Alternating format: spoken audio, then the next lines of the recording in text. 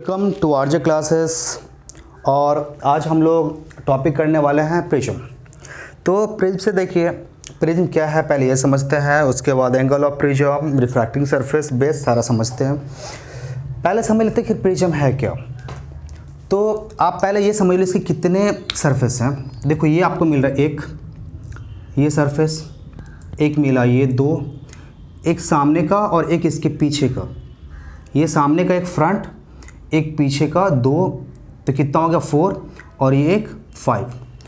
तो 5 plane surface से बना हुआ कोई भी ट्रांसपेरेंट सरफेस, प्लेन सरफेस जो एक पर्टिकुलर एंगल पे कैसा हो, इंक्लाइंड हो, उसको आप क्या बोलोगे, प्रिज्म। तो डेफिनेशन लिख देता हूं आपको, refracting surface, refracting surface bonded by 5 plane surface inclined at some angle।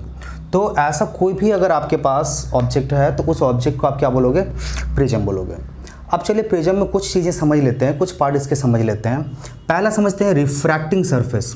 आप देखो दो तरफ रिफ्रैक्टिंग सरफेस दिया हुआ है, अभी हमने दो लिया है। ये भी मेरा रिफ्रैक्टिंग सरफेस हो सकता है सामने का, और इसके पीछे का भी रिफ्रैक्टिंग सरफेस हो सकता है। तो रिफ्रैक्टिंग मतलब क्या होता है, जिस पोर्शन से लाइट मेरा इमेज इंटर करना है या फिर दूसरे सरफेस से जहाँ से मेरा लाइट निकलना है, तो दोनों ही सरफेस को आप क्या बोलते हो, रिफ्रैक्टिंग सरफेस। सपोज करो एक रे ऑफ लाइट मेरा इंटर करा, रिफ्रैक्शन हुआ, और फिर यहाँ से क्या हो गया, ये रे ऑफ लाइट निकल गया। तो ये जो मेरा हुआ, तो ये सरफेस और ये सरफेस, ये क्या हो गया, रिफ्रैक्टिंग सरफेस। अब एक आता है क्या सिर्फ इस तरफ से ही लाइट हम इंटर करवा सकते हैं? नहीं, जिस तरफ से आपका मन करता है उस तरफ से आप लाइट क्या कर सकते हो, इंटर करवा सकते हो, और दूसरी तरफ से लाइट ये निकल आएगा। तो इन दोनों ही सरफेस को आप क्या बोलोगे, रिफ्रैक्टिंग सरफेस। इसके बाद दो सरफेस और है, ये सामने का और पीछे का, ये भी रिफ्रैक्टिंग सरफेस। अगर आप इसके थ्रू लाइट पास कराओगे तो ये मेरा क्या करेगा, रिफ्रैक्टिंग सरफेस का काम करेगा। और एक सरफेस जो हमेशा रहेगा, ये क्या करेगा, बेस का काम करेगा, उसको बैठा के रखते हो। और बाकी जो 4 सरफेस आपके पास वो फ्री सरफेस होंगे, और रिफ्रैक्टिंग सरफेस के लिए आप यूज कर सकते हो।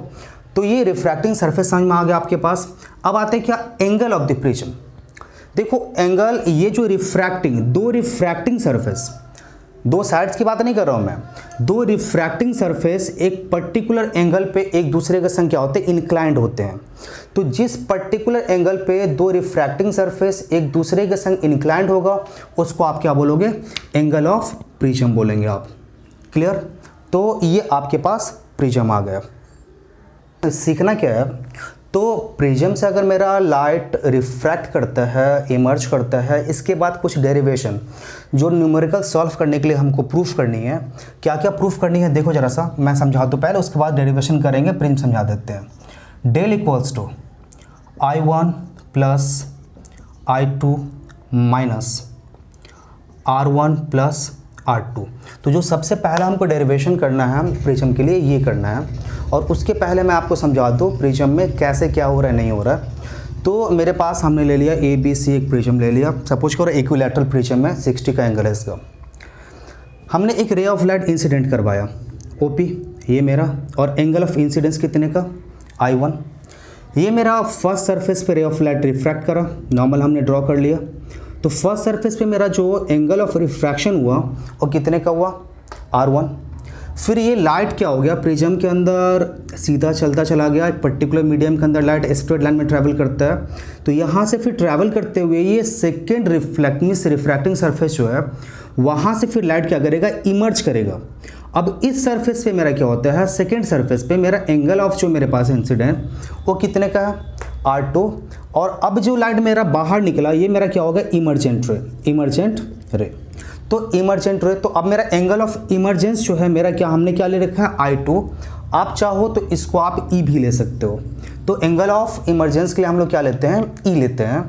अब हमको ये डेरिवेशन क्या करना है, इस प्रिज्म से क्या करना है, हमको ये पहला डेरिवेशन फाइंड करना है। दूसरा डेरिवेशन हमको क्या करना है, दूसरा डेरिवेशन फाइंड करना है क्या, R1 plus R2 equals to A। मतलब एंगल ऑफ मतलब first and second equals to क्या होगा, it will be equals to the angle of prism. और जो थर्ड हमको फाइंड करनी है, क्या, third I1 plus I2 equals to del plus A. इन दोनों को जब आप प्रूफ करोगे तो इसके थ्रू आपको क्या होगा, ये वैल्यू मिल जाएगा। तो चलिए पहला हम लोग प्रूफ करना स्टार्ट कर देते हैं। आप पूरी तरह से समझ चुके हो कि मेरा एंगल ऑफ इंसिडेंस, मेरा angle of refraction at the first surface, फिर सेकंड सरफेस पे मेरा क्या हो गया, एंगल ऑफ इंसिडेंस, और मेरा एंगल ऑफ इमर्जेंस। तो आप ई और I2 में कंफ्यूजन मत करना, तो आप चाहो तो ई ले लो, हमने यहाँ पे I2 ले रखा। चले जरा सा पहला, अब एक यहाँ पे मेरा वर्ड क्या मिस, एक दिया एंगल, क्या, angle of deviation, angle of deviation. तो हमको क्या फाइंड करनी है, हमको फाइंड करना है क्या, डेविएशन जो है इक्वल्स टू है किसके, दिस वन। फिर हमको क्या करना है, एक दूसरा ये प्रूफ करना है और ये तीसरा ये प्रूफ करना है। तो पहले हम लोग समझते हैं क्या, एंगल ऑफ डेविएशन से स्टार्ट करते हैं। एंगल ऑफ डेविएशन आप किसको बोलते हो, तो देखो यहाँ पे एंगल क्या होता है, दो स्ट्रेट लाइन के बीच में जो इंक्लिनेशन होता है उसको आप क्या बताते हो, एंगल बताते हो। तो देखिए यहाँ भी क्या हो रहा है, दो स्ट्रेट लाइन, लेकिन ये क्या होता है, प्रोड्यूस्ड इंसिडेंट रे, और ये क्या है, प्रोड्यूस्ड इमर्जेंट रे। सो एंगल फॉर्म्ड बिटवीन, मैं डेफिनेशन लिख दूं जरा सा, angle of deviation, angle of deviation का, एंगल ऑफ डेविएशन क्या है, angle produced between produced incident ray and produced emergent रे। क्योंकि ये दोनों रे आपके पास नहीं था, आपने प्रोड्यूस करके ले गए हो इसको, तो इन दोनों के बीच जो मेरा एंगल बनेगा उस एंगल को आप क्या बताओगे, एंगल ऑफ डेविएशन। लिख देता हूं मैं, angle formed between, angle formed between produced incident ray and produced, दोनों का दोनों प्रोड्यूस्ड होगा, प्रोड्यूस्ड इमर्जेंट रे is called angle of deviation, angle of deviation. तो एंगल ऑफ डेविएशन क्या, ये समझ गए। अब हमको क्या करना है, चलो पहला हम क्या करते हैं, डेरिवेशन प्रूफ कर लेते हैं। तो चलो अब बात कर लेते हैं, सबसे पहला जो हम ट्रायंगल लेते हैं, ट्रायंगल PMQ। देखो PMQ में आप एक्सटर्नल प्रॉपर्टी पढ़े हो, होता है क्या है, exterior angle equals to sum of opposite interior. इसको इरेज करते हैं, पहला डेरिवेशन प्रूफ करने के तरफ हम लोग चलिए। तो आप देखो पहला हम लेते क्या, इन ट्रायंगल कौन कौन सा, PMQ, प्रॉपर्ली समझना इसको, PMQ। तो PMQ में ये जो मेरा एंगल है वो कौन सा एंगल है, एक्सटीरियर, इसका नाम क्या है, LMQ, angle LMQ equals to exterior angle equals to sum of opposite interior angle. तो अपोजिट इंटीरियर कौन कौन सा है, ये है और ये है, तो इस एंगल का नाम क्या होगा, MP, और क्या होगा, Q, angle MPQ plus angle, इसका नाम क्या होगा, MQP, एंगल MQP। तो इसकी वैल्यू कितने की है, अब हम सबका वैल्यू पुट करना स्टार्ट करेंगे। तो इसकी वैल्यू कितने की है, डेल, हमने लिख दिया डेल इक्वल्स टू, इसकी वैल्यू कितने की है, डेल वन पुट कर दिया। इसकी वैल्यू कितने की है, इसकी डेल टू पुट कर दिया। तो ये मेरे पास क्या हो गया, एक निकल आया। अब हम बात करते हैं क्या, ये देखो मेरा एंगल ऑफ इंसिडेंस। अब ये जो एंगल ऑफ इंसिडेंस, देखो यहाँ पे मेरा एक दो रे को हमने अगर हम इसको प्रॉपरली ड्रॉ करके अलग से बताएं आपको, तो ये देखो यहाँ का डायग्राम देखना, यहाँ का सिर्फ इस पोर्शन का डायग्राम देखना कैसा है, ये इस तरह का डायग्राम गया हुआ है। मतलब ये कैसा एंगल बन रहा है, वर्टिकली अपोजिट एंगल। ये जो एंगल आपका बन रहा है वर्टिकली अपोजिट, मतलब ये जो एंगल I की वैल्यू है ये किसका, ये टोटल मिलाकर, टोटल किसको डेल वन और R1, इन दोनों को मिलाकर जो होगा ये किसके इक्वल होगा, R1 के इक्वल होगा। और ये एंगल जो पूरा होगा किसका होगा, MPN। तो एंगल MPN इक्वल्स टू कितना, डेल वन प्लस R1। और ये जो एंगल है ये किसके इक्वल है, I1 के। अभी बता दिया आपको क्यों, वर्टिकली अपोजिट। तो ये मेरे पास एक मिला, तो इसको हम ले लेते हैं 1, इसको ले लेते हैं 2। तो अगर इसको 2 नहीं लेते थोड़ा सा और, तो यहाँ से अगर आप सॉल्व करोगे तो del 1 इक्वल्स टू क्या हो जाएगा, ये था सॉरी I1, तो ये I1 माइनस कितना R1, ये अपने को मिला कितना, ये इसको ले लो 2। अब चलो फिर दूसरे रिफ्रैक्टिंग सरफेस पर आ जाते हैं। अब जरा सा इस एंगल की बात करो, ये पूरा का पूरा एंगल की अगर आप बात करोगे, ये पूरा का पूरा एंगल फिर उसी तरह से इक्वल होगा किसके, I2 के, एंगल ऑफ इमरजेंस के इक्वल होगा। तो इस पूरे एंगल का नाम क्या होगा, MPN, angle sorry MQN, angle MQN equals to कितना हो जाएगा, del 2 प्लस R2, ये पूरा एंगल की बात कर रहा हूँ मैं, दिस वन। तो ये del 2 प्लस R2, और del 2 प्लस R2 किसके इक्वल होगा, I2 के, क्यों, वर्टिकली अपोजिट। अब यहाँ से अगर हम फाइंड करें तो del 2 इक्वल्स टू क्या हो जाएगा, I2 माइनस R2, ये अपने पास निकल आया। तो इसको हम लोग ले लेते हैं क्या, 3। अब देखो जरा सा, पहला क्या था आपके पास, del equals to del 1 plus del 2। अब del 1 का मेरे पास एक वैल्यू है, del 2 का एक वैल्यू है। अब इक्वेशन 2 और इक्वेशन 3 से जो मेरे पास del 1 और del 2 का वैल्यू आया, उसको हम पुट करेंगे किस में, इक्वेशन 1 में। तो पुट कर दो, लिख दो, putting value of del 1 and del 2 from equation 2 and 3 in equation 1, in equation 1। अब ये इक्वेशन 1 में जब वैल्यू पुट करोगे तो क्या हो जाएगा, del इक्वल्स टू इक्वेशन 1 क्या, del 1, और del 1 के लिए वैल्यू मेरे पास कितना है, लिख दिए I1 माइनस R1 प्लस, ठीक है। अभी del 2 के लिए मेरे पास वैल्यू क्या है, I2 minus R2, I2 minus R2, ये मेरे पास क्या हो गया, निकल आया। तो अब देखो जरा से फिर इसको अगर आप सॉल्व करो तो क्या निकलेगा, I1 और I2 को एक संग लेते हैं, I1 plus I2 minus common ले लेते हैं, माइनस R1 प्लस R2।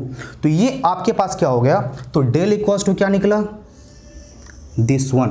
तो ये मेरा पहला डेरिवेशन प्रूफ हो चुका है प्रिज्म के लिए। चलो अब सेकेंड डेरिवेशन की तरफ मूव करते हैं। अब हम ले लेते हैं क्या, क्वाड्रिलेटरल APNQ, कौन सा, लिख दो क्वाड्रिलेटरल APNQ, ले लिया आपने। देखो जरा सा, मेरे पास एंगल P कितने का होगा, आपने एंगल P इसकी बात करो, APNQ मतलब P मतलब यहाँ मेरा पूरा एंगल लेना है। तो P के पास आपने क्या ड्रॉ कर रखा है, नॉर्मल ड्रॉ कर रखा है। तो नॉर्मल मतलब क्या, इस तरफ का पोर्शन 90 और इस तरफ का पोर्शन 90। तो ये एंगल कितने का हो गया, 90 का। एंगल APN इक्वल्स टू कितना, 90।